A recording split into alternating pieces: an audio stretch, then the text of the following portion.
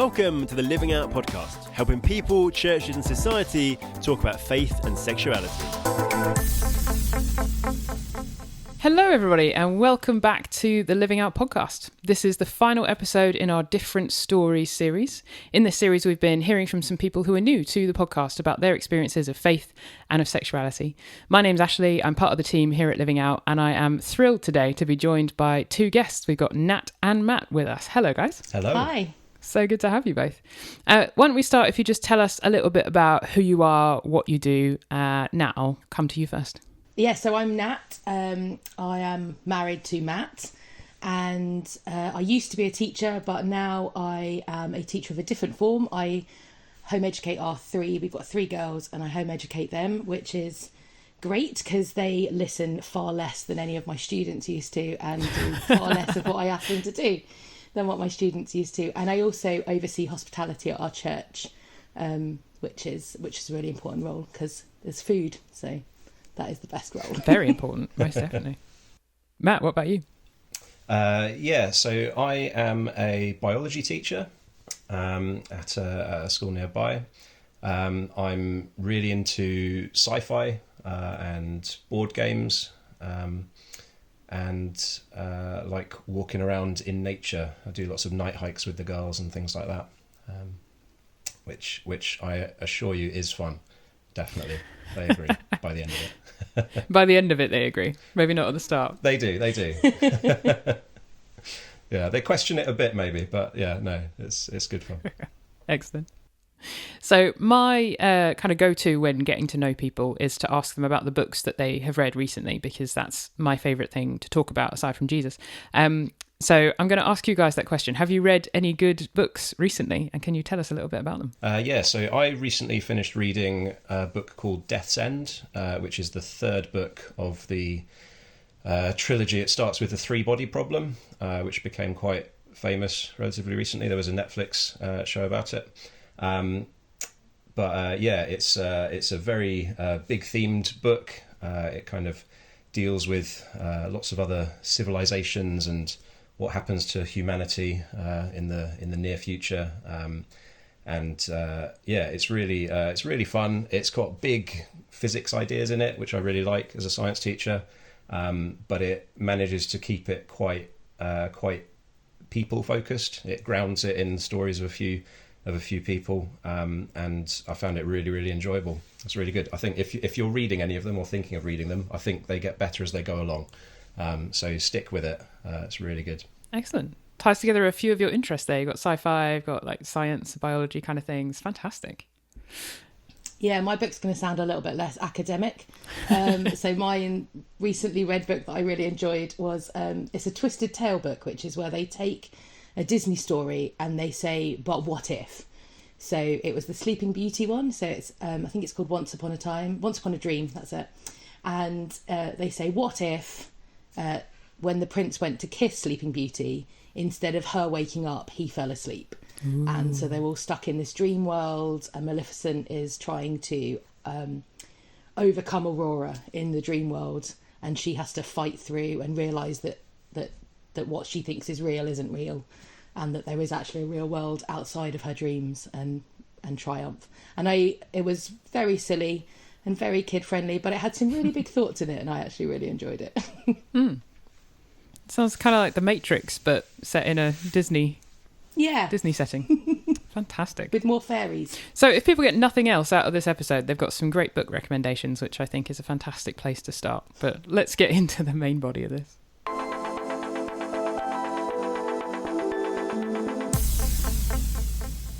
All right. So Nat, we'll start with you.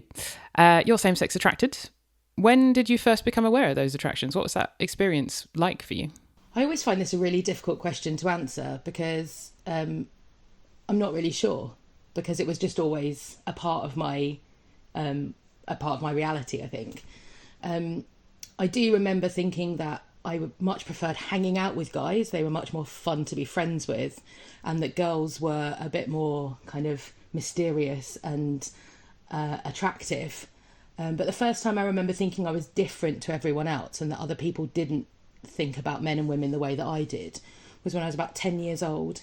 And So at my school, like many people of my age, gay was a slur that people threw at each other. You're so gay, what's so gay? And actually, for a short amount of time, lesbian also became an insult that people like to throw at each other. And when I was about 10, I was having a big argument with my sister. She's a couple of years younger than me, and we argued quite a lot. And in the middle of the argument, I called her I was like, oh, you're such a lesbian. Which my mum, unfortunately, came in at just that moment. And I got in loads of trouble. I got told off. And I remember being like, I don't really understand what the big deal is. It's just a word that everyone uses. And my mum said, do you know what that word means? Do you know what a lesbian is? And I was like, no. And she explained that it was when women were attracted to women, and that when women wanted to have girlfriends instead of boyfriends, and that it was really unkind to use that as an insult. And I just remember thinking, oh my goodness, that's what I am. That's a thing. Like, how is this? Is that not what everyone is? And so I think that was the first time I realised that I was different from everyone else. But it then took a few more years for me to muddle through puberty and teenage years and everything. And I eventually came out at around 16 to my friends and my family. And my family were great when I came out. So my dad literally just finished saying, you know, I'm gay. And he immediately just responded, right, so girls can't go upstairs in our house either. That was just all he said. It was just his blanket reply. And yeah, my mum was just great as well. So yeah, that's my experience. Thank you for sharing. It's really good to hear. So your family weren't Christians, I think I'm right in saying? No, they're not, no. But you did go to a Christian school? Yes. So there were Christians around you, kind of in your orbit. So how did they respond when you came out to them? Yeah, so my school was nominally Christian, but there were quite a few sort of committed Christians on the staff, and they ran a Christian club. That it was a great exchange. It was a boarding school, so in the evenings we'd have to be in our dorms.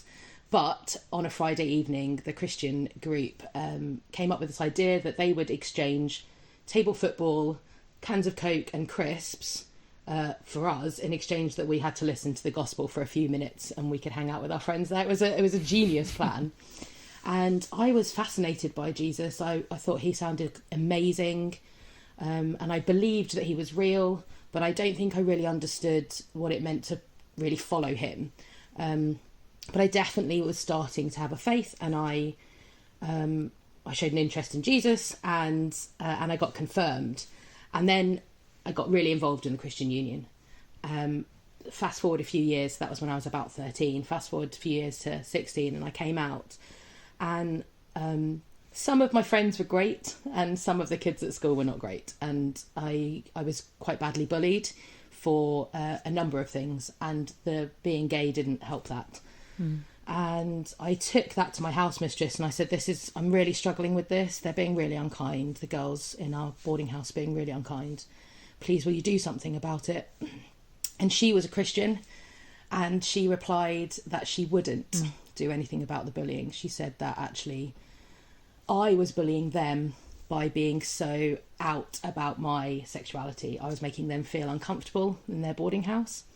And then she said that I needed to think really carefully, because I called myself a Christian, but Christians couldn't be gay, and that gay people were going to hell, and that being gay was wrong and evil. And as a 16-year-old, that was quite a lot to hear. And I walked away from everything to do with God. I was so angry with him and with the people that would follow him.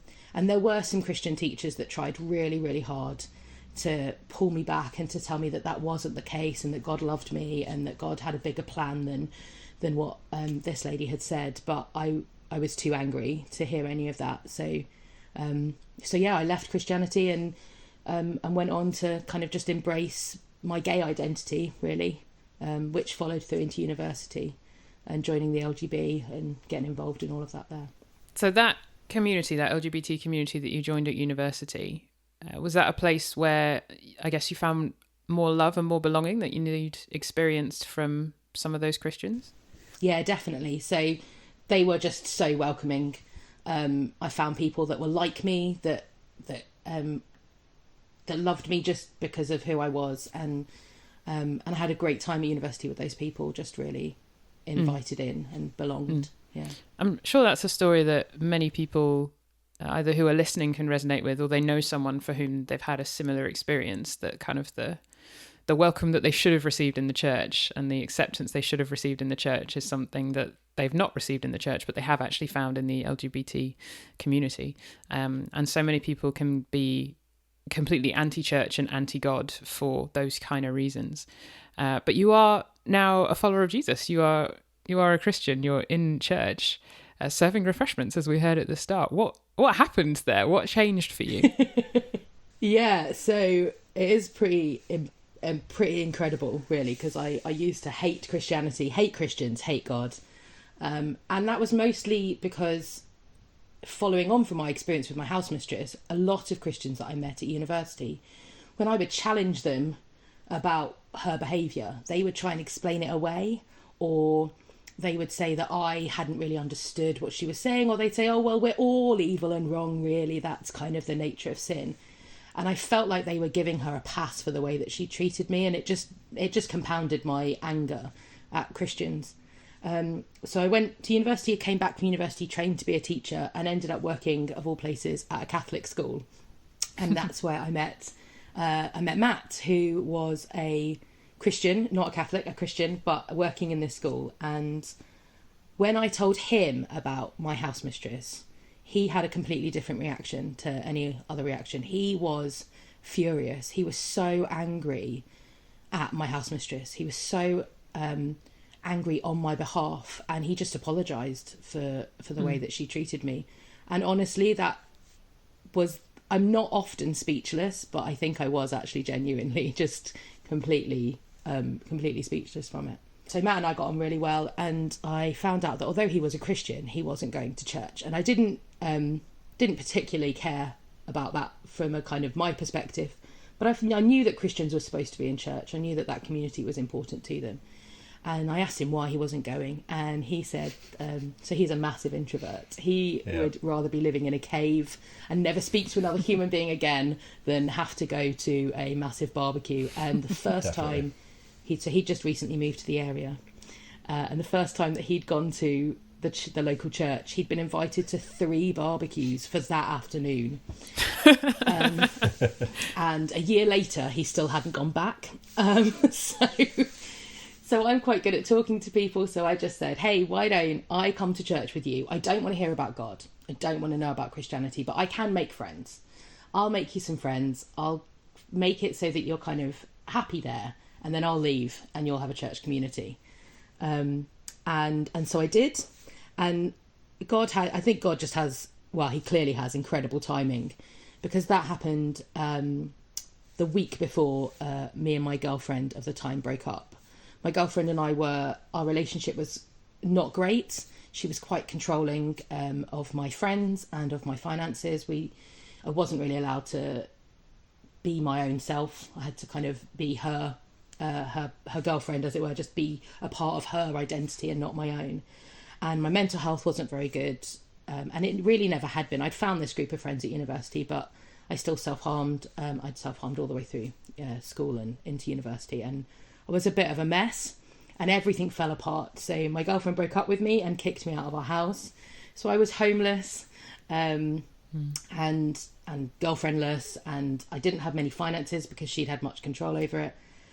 And I just started going to church.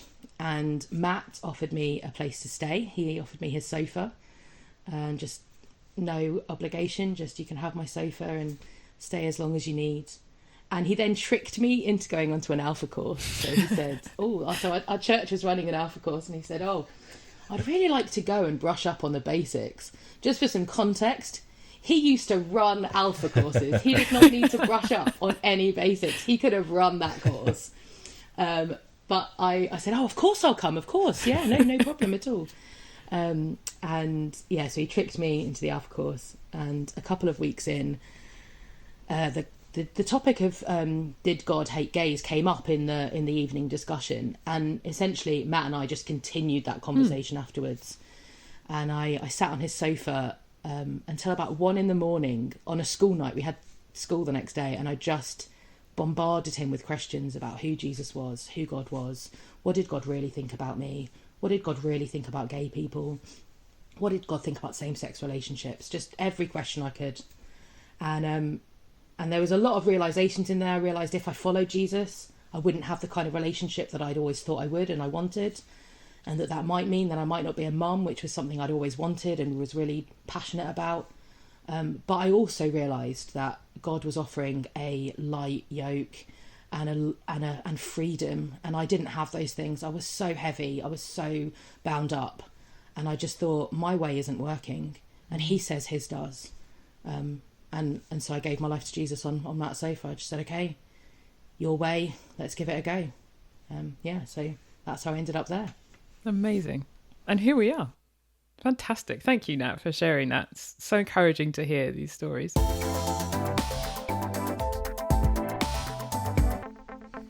Matt, famous Matt, we have on the call, which is very exciting. Hello again. Hello. We'll turn to you now. I'd love to hear some of this from your perspective, like how these experiences were for you. So when you met Nat, I guess fairly early on, you knew that she was gay. Was that something that was difficult for you to come to terms with? Had you had many interactions with gay people? How did you find that with kind of the faith that you had? Yeah, she wasn't the first gay person I'd met or hung out with. So no, I didn't find it difficult. When I met Nat, she wasn't a Christian. So my main concern for her was that she needed to know Jesus, and anything else, choices she was making, way she was living, all of that was irrelevant compared to her knowing Jesus. So her being gay didn't bother me at all. No. Beautiful. She obviously had a lot of questions. Was that something that you found intimidating? Like, did you have anything that you were scared she would ask? Did you have stock answers prepared? How did you find in particular that long conversation on the sofa where, as she said, she was bombarding you with questions? Yeah, it was a long conversation, and it wasn't a school night, as she said. I wasn't afraid of her questions. It wasn't so much that I had stock answers prepared. I think it's just a facet of my personality. I really like digging into things. I really like having answers for myself. So most of the things that she was asking me, I had already thought through quite a lot, just for myself. So I suppose I had prepared answers, but it wasn't because I was preparing for the questions. It was because I'd been asking the questions myself. So I'd thought them through. I had them straight in my head. I had a solid grounding in my faith. I knew that I'd be able to answer, most of the things that she'd ask. Possibly I was a bit arrogant, I don't know. There's definitely a bit of that in my personality as well. So I wasn't afraid of her questions, but there was definitely a big part of me that was kind of afraid of my answers, if that makes sense. Because I really liked Nat. She was a good friend. We did get on really well. We'd become really close quite quickly. And I hoped that the answers that I was going to give wouldn't spoil that. But I was very aware that a lot of people wouldn't like the answers that I was giving. So it did feel a bit risky. But yeah, they were the right answers. They were the answers I had. So I gave them. Yeah. Risky, but a risk that was worth taking, evidently. Definitely. Brilliant. So moving on in your guys' story, obviously you were now married to each other. At what point, I guess, did that thing start to shift in your friendship? What point did you start to think differently about your relationship? So I actually fancied Nat from the first time I saw her. Which is kind of funny because she doesn't even remember meeting me, I don't think. It's true, I don't. But I knew she wasn't a Christian, and besides that, she was engaged. So she was off limits. So yeah, I didn't go any further with that. It was just a thought, and then it was that was it. Yeah, I think this question's really interesting because a lot of people would like the narrative to be that I was this fallen women. And then I came to faith. And then I looked across the room and I saw Matt. And I thought, oh, all my dreams. And it was just so much messier than that. There was the coming to faith and the realising that I fancied Matt. They were all just mishmashed together. So actually, Matt told me the night that I told him about my house mistress. He actually told me he fancied me, but I thought it was a joke. I thought he was just taking the mick, so I didn't really think about it at all. And then we went to this party, and like Matt will tell the next bit because it's so. So we went to a party with some mutual friends, didn't we? And they had apparently all decided that I fancied you, and they actually at one point. Well, I did, yeah. They actually listened when I said it. And at one point, they actually they locked us out on a balcony together and wouldn't let us back in until we'd had a conversation about it, I think. Yep. And whilst on the balcony, Nat did actually tell me that she did have some feelings for me, which was quite unexpected, I think, for her, just as much as me. And I think, if I remember correctly, when she told me that, I think I just responded by saying, "You're a lesbian?" Yeah, you did. Yeah. As if she'd forgotten or something. Yeah. So we followed that up with a serious conversation a few days later. And he made me say it again. He made me say that I had feelings for him again, which was not awkward at all. I did. And then he said, I need to have some time to think and pray. And he left the house. He just walked out. For 2 hours, he left me on my own in his flat. Wow. Which worked out really well for him because I completely stress cleaned his flat. And I don't think that place had ever been cleaned before. So he did quite well. No, it hadn't. No, I should have. I should have had some serious conversations and gone for a walk earlier. Yeah. Maybe I should do it now. Yeah. So you went off and you prayed and you thought. Yeah. So I went off. It was about 2 hours, wasn't it? I walked to the neighbouring village and back. I prayed. I phoned a friend, and I thought, and I came back, and I said that we couldn't start a relationship because she wasn't a Christian and I wouldn't date a non-Christian. Yeah, I think what you actually said was you didn't think it was right to pursue me for yourself until you had pursued me for Jesus. That is how cheesy you were. Wow, what a line. Yeah. So about a week later was when I had that evening on the sofa and came to faith and bombarded Matt with questions and came to faith. And then about 10 days after that, I think he kissed me and we became a couple. I did. Yeah. So once Nat had given her life to Christ, I kind of felt God challenging me a bit, that I wasn't being entirely honest in seeing Nat as just a friend, because I definitely cared for her as more than that, and pretending that I didn't seem genuine anymore, and I had this strong feeling that that God wanted me to keep caring for and taking care of Nat, and I felt led to go a bit further with the relationship.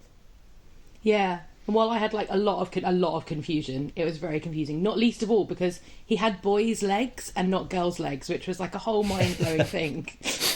Like genuinely, his knees freaked me out for ages. So true. But I had this absolute solid peace that we were meant to be together. It's a level of clarity I had never had before, and I don't think I've ever had since. I just absolutely knew that God wanted us to be a couple, and I just couldn't really argue with God, if I'm honest. So yeah, I think that's how we ended up here. Brilliant. Thank you guys so much. This has been fun and delightful to hear. We'll have a quick break, and then after the break I'm going to ask you more questions about your marriage. Hello, Andy here. Just to let you know that the Living Out team does events in various places all around the UK. Do check out the events page on the Living Out website, livingout.org, to see where we're coming. We're in Birmingham at the end of November for an event there, and a variety of other places. Do check it out. So I guess the first question I want to ask you guys is, did that same-sex attractions bring challenges to your marriage? Like, is that even the biggest challenge in your marriage? Because a lot of people are going to assume that it is, and that you have almost this impossible marital setup because of Nat's same-sex attractions. Is that the case? Yeah, so it does bring some challenges. I think all marriages have insecurities, but I definitely think that it heightens insecurities for us. I think for Matt, it can be really difficult sometimes for him, knowing that his wife is not naturally orientated towards people like him. That definitely has caused us some issues at times. And then on the flip side, for me, knowing that that Matt could have married a good Christian girl with a much more straightforward backstory, that can really undermine my self-worth at times and cause difficulties. And those things can really give the enemy a foothold to undermine our relationship at times. But I think bigger than that actually is that it makes same-sex attraction in our marriage makes it harder for us to get support that many other couples take for granted. It's a lot harder to ask for help when you know that you have to educate people on the specific problems that your marriage faces before you can get help from them, especially when most of the time you're doing that at crisis point. So you're already exhausted anyway, and you're already in the middle of the battle. And that can be really difficult. It can be difficult for both from the perspective that we feel unable to ask, and difficult from the perspective that when we do ask, people don't really know what to do with us.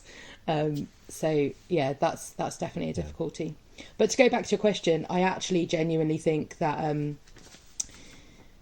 that it's not the biggest challenge that we face, and that in itself it actually becomes a challenge because we can be easily blinded to the other challenges by thinking that it is the key thing.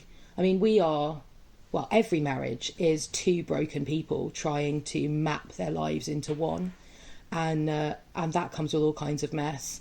So, you know, Matt is autistic and introverted, and I am probably ADHD and the most extroverted person I know, and those things are a chaos to try and work through.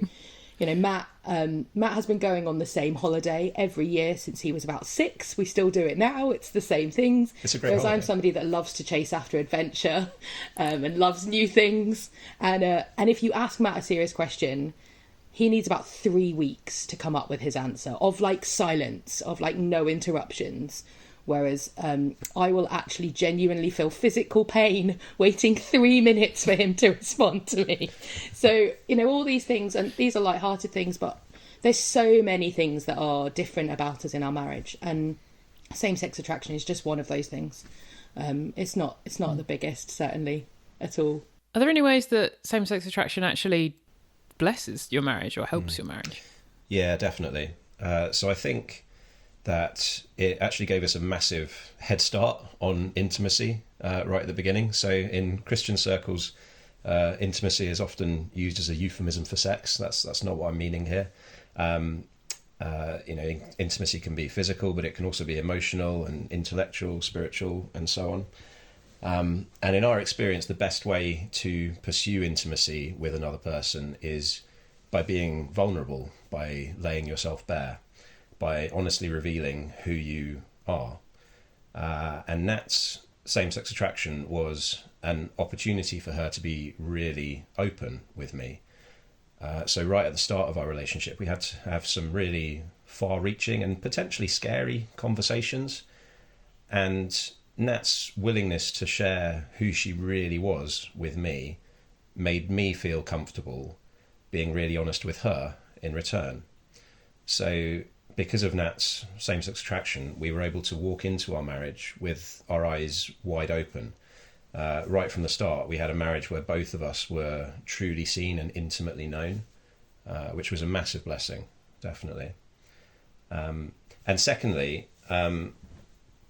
marriage isn't all about compromise, like many people seem to think it is. It's not about finding a 50-50 sweet spot of give and take. It's about giving 100% everything that you can every day for the other person. and not being concerned about holding something back for yourself. So marriages survive on a steady diet of self-denial, much like the Christian faith does. It possibly doesn't fully come across in what Nat said earlier because we got together so quickly. But it was a really huge deal when Nat came to faith, for her to acknowledge that that might mean her giving up on her dream of the family that she'd always wanted. That was a massive thing for her. And so I knew from the very birth of Nat's faith that she saw self-denial as being a really key part of it. And she knew in return that I respected and valued that, which united us in a really obvious way around our mutual pursuit of Christ-likeness. And that was entirely not of our own doing. It was a blessing given to us via Nat's same-sex attraction. Amazing. Thank you, guys. It's been so good to hear from you. One last question before we wrap this episode up. And I'll ask both of you, what advice would you give to your younger self? So imagine yourself at like 14, 15. What would you tell little you?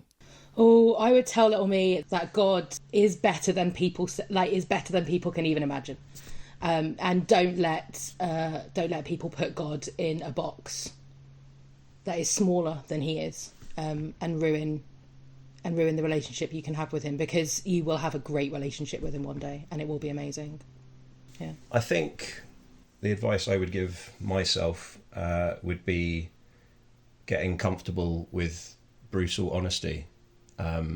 Just let people know who you really are, because God knows, and he's not scared. He wants to know you as you are, warts and all. And being honest with people around you helps you to see that when they hopefully kind of still want to be your friends and still want to know you, despite knowing who you really are. But it also is so powerful. It frees other people up to really be themselves in front of you as well. So it builds everyone up by acknowledging all our fears and failings and meeting them head on together. Yeah. Thank you guys so much. So much encouragement, so much food for thought in everything that you've shared with us today. Sadly, that is all that we have time for, so I'll have to call it there. But thank you to you for listening. Do rate and share our podcast if you liked it. Do subscribe so you never miss an episode. If you'd like to read a bit more from Nat, she's got an article, more of her story on the TFT website. We'll put a link to that in the show notes. And do come back in a couple of weeks for more stuff from the Living Out podcast. Our next episode will be beginning a series of specials about our new youth group resource called Kaleidoscope. So head to the Kaleidoscope page on our website to get a sneak preview of that, and come back in a couple of weeks to hear a bit more. Speak to you then. Bye.